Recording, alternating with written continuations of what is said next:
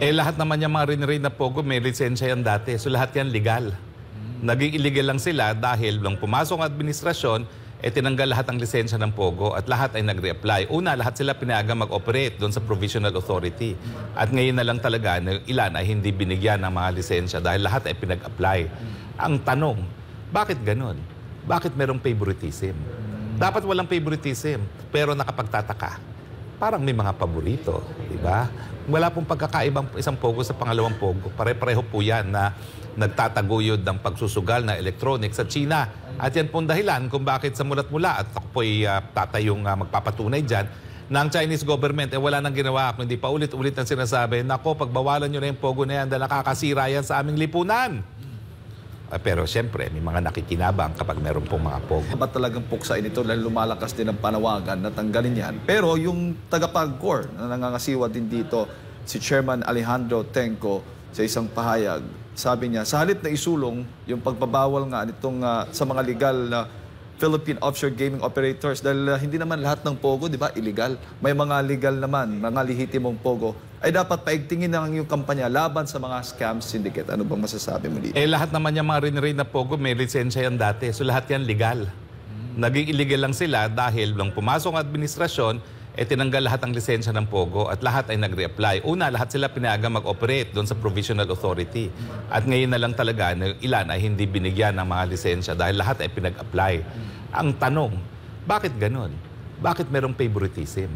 Dapat walang favoritism, pero nakapagtataka. Parang may mga paborito, di ba?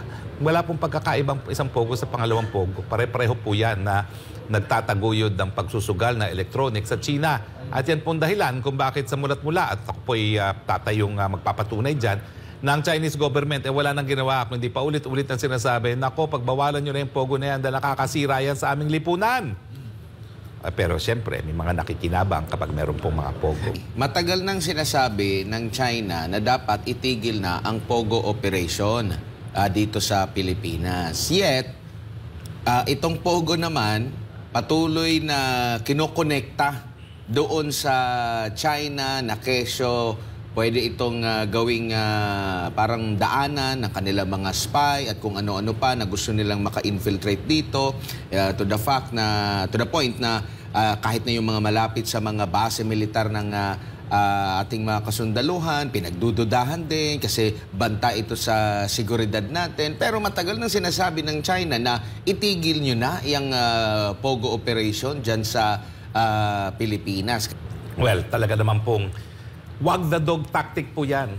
Pag wala kang kakayahan na bigyan lunas ang tunay na problema ng bayan gaya ng napakataas na presyo ng bilihin, kakulangan ng trabaho at mababang sweldo, hahanap ka ng kaaway. Nang sa ganun, hindi ka mapunan ng taong bayan. At mukhang nagiging matagumpay rito. Mukhang nakakalimutan ng taong bayan ang mga problema po natin, 20 pesos na kada kilo na bigas na hindi po nagkaroon ng katuparan.